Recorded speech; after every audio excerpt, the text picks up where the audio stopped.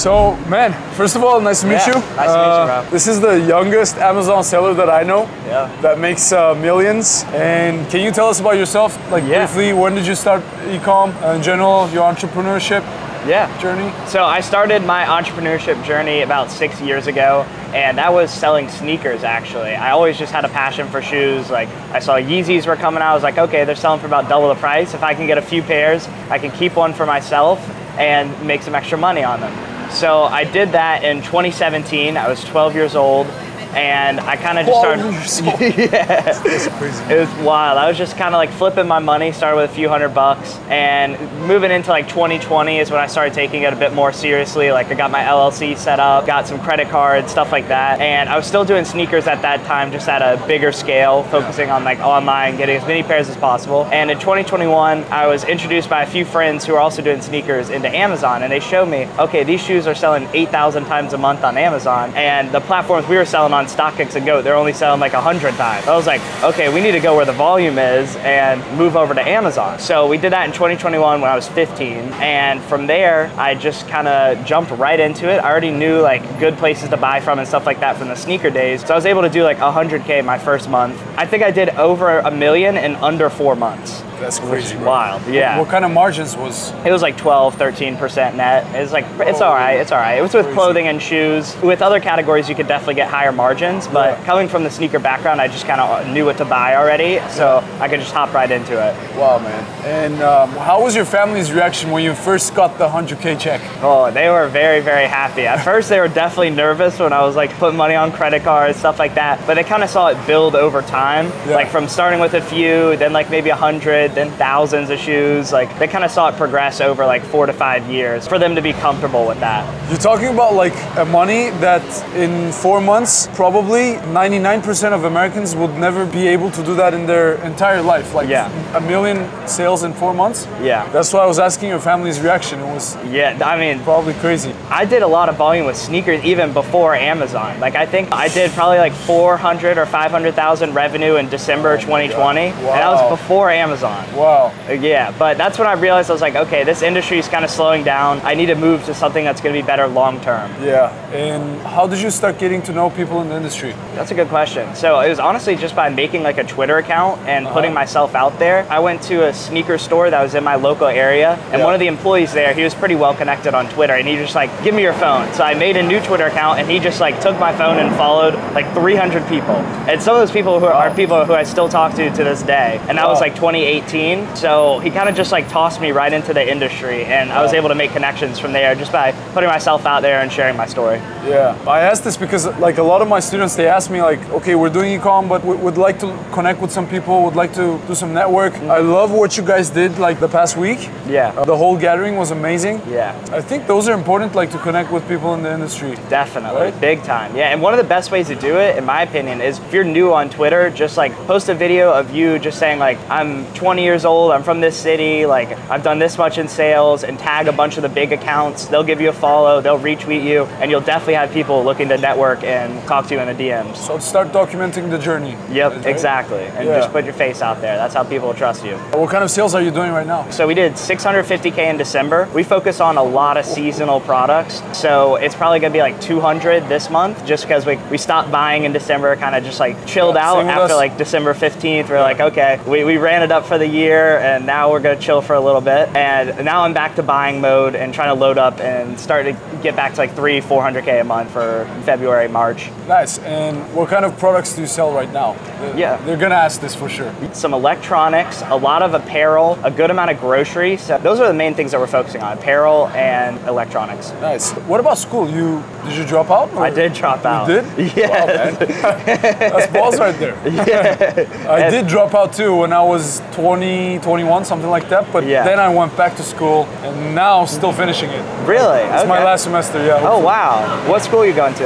Right here, Miami-Dade. Nice. Yeah, hopefully getting my bachelor's, and then awesome. Moving on to probably even master's. Wow. Yeah. For you, man. Let's see. Cool. Never expected from me, but like it's something like master's. But how was the dropout situation? Like, how did you have to explain that to your family? So when I was about 15 years old, I was doing a lot from sneakers already, and they kind of realized I probably wasn't wasn't going to be going to college just because I was like very focused on the business at that time. And during that year, COVID hit. So I went to the same school like my whole life, and we did virtual for that first year that I was at that school. And once COVID was kind of like died down, like we just went back to school normally. And I went for like a week or two, and I was like, okay, I need to go right back to online. Like I cannot focus on the business and do in-person school because it was a no phone policy. Like I couldn't have my phone from 8 a.m. to 3 p.m. That's like the working hours of the day. That is the working hours. Yeah, my parents were pretty supportive in that because it was just like we were spending money. We didn't really need to. I could always go get a GED, which is the same thing as like a high school degree where you just take a test for it. So that's what I'll probably end up doing, or maybe just never do that. I mean, there's no real purpose at this point. I was gonna ask you, when you were younger,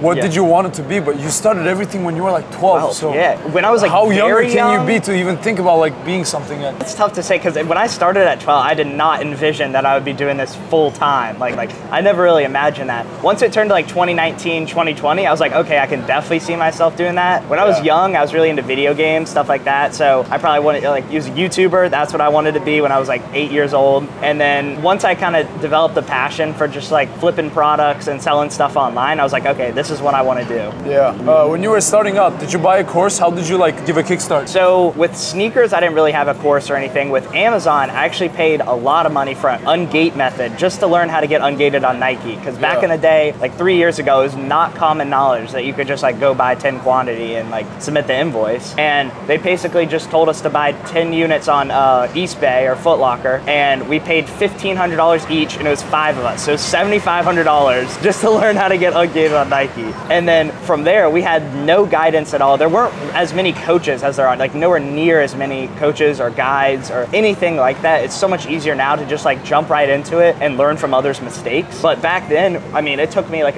2 days to do my first shipment. Like nobody really taught us these things. Like we just watched some YouTube videos, but it was a lot of trial and error for the first couple months. And once we kind of had the systems down, we're like, okay, let's go all in on this. That's cool. And what is your goal this year? Like, what do you want to do? In one of these videos, I saw you saying like, we want to hit 1 million a month this year. So honestly, my goals have a little bit changed. So instead of 1 million a month with like random brand name products like Nike or other brands, I want to focus on building relationships directly with brands and becoming an exclusive seller. So I would be fine to do like 3 to 4 million this year, as long as most of that revenue is with like a new brand that I'm helping building from the ground up where I can get exclusivity, or I'm working directly with them to get better pricing and have a higher margin. That's what we want to focus on now, because if you just flip with Nike and stuff like that, you're not really building any real equity. But if you can manage brands, lock in contracts, and work with them for years, you can sell that company for a multiplier. Yeah. And yourself or someone else, how scalable is Amazon? Like you're doing huge numbers. You're doing numbers that probably most people will never see on Amazon. Yeah. But how scalable is it? Like what's the max you think you could reach? So with online arbitrage, I noticed my max, I could never get past 400K a month other than December. I could do over 400K in December. I could never do more than 400K other than that. And that was like if I was sourcing 10 hours a day, like going all out trying to do 400K. I couldn't do it. So I realized that wholesale is the model where I could take that to 7 figures a month. And I know people who do $4 to $7 million a month with the wholesale model. So like 50, 60, 70 million dollars a year. Wow. Honestly, I don't even know if I would want to take it that big, because at that point, it's just such an operation. Like you're gonna probably have 50 to 100 employees, massive warehouse. It's just like a very large scale. I would be happy if I can do like 15 to 20 million with a solid margin and maybe sell the company after a few years. Like that's gonna be all the money I need. What's a solid margin for you? I would say like netting 15%. So if you do like $1 million revenue, making like 150,000, I'd say that's pretty solid. What do you think about doing online arbitrage between different countries? So buying from US, sending to another country, FBA, making like a box of items that sell. Yeah. And selling that, let's say in Canada, Australia. Have you ever tried something like that? I haven't done that before. I was in the NARF program, which is North America Remote Fulfillment. So anything that's at the Amazon warehouses that can be cross-listed to Canada and Mexico will be listed on there, and it'll sell for a much higher price to cover the fees. So we did that for a while, but one thing I realized was that we wouldn't get the returns back. And we were doing clothing, shoes, stuff that gets returned a lot. So we were losing out on a lot of the money because we weren't getting the returns back. So I ended up actually cutting that off. But I've heard really good things about people who tried the sales out in Canada and they sent FBA to Canada, and it did really, really well. Like it'll sell 10 times as quick. Yeah. So that's definitely something I'm open to in the future, and it's something I haven't really experimented with, but I'd be definitely open to it. And when you reach those numbers that you're talking about, 10, 15 mil, maybe sell the company, did you ever think about what's like your next step going to be like? Yeah, I'm thinking I'll probably be focused on real estate or just like safe investing and just kind of stack my money from there. I still definitely see myself doing Amazon for like 5 to 8, maybe even 10 years, depending on how the market is and everything, and just putting money into real estate after that. Nice. And did you buy your first property yet? No, I didn't. I need to though. I'm 18, I can buy it in my own name and everything now. So nice, bro. I need to work on like the real estate life or whatever I need to be able to buy. When is your birthday? August 10th, 2005. Okay, you still got time. Yeah, you're right, you're right. Yeah. And how many hours a day do you work on Amazon? That's a good question. So when it's like this time of year, January, right after a big December, I'm not working as much, probably like 6 to 8 hours a day. When it was like October, September, and I was like loading up, buying a lot of inventory, talking with my suppliers a lot, it was probably like 8 to 10 hours a day on average. And I'll usually take most of Sundays off. I'll work like Monday through Saturday. Sunday's the time we're just all chilling with the family. Like my parents are both off that day, so we're just all together on that day. And last question, what does your friend from high school say about your success? They're all very, very proud of me because actually a lot of them have worked with me. So I had a warehouse for a while. I probably have had like 10 to 15. You hired them? Yes, Seriously? yeah, to have them help out in the warehouse. That's crazy. They would come with me to the sneaker stores. So they've kind of like seen the process like throughout the entire time. Did you pay them or was it like a friendly help? Definitely pay them. Yeah. At first, there's a couple of times where they just friendly help. But once I was making good money, I was like, okay, you guys got to take 15, 20 an hour. Wow, man, crazy. Hey, nice to have you here. Hopefully, thank you, my man. We're gonna do another one next time you're down in Miami. Yeah, I'll be here for Miami Seller Conference in March. Yeah, so that's amazing. I'll be back. Yeah. Hey, thank you, bro. Cool, bro.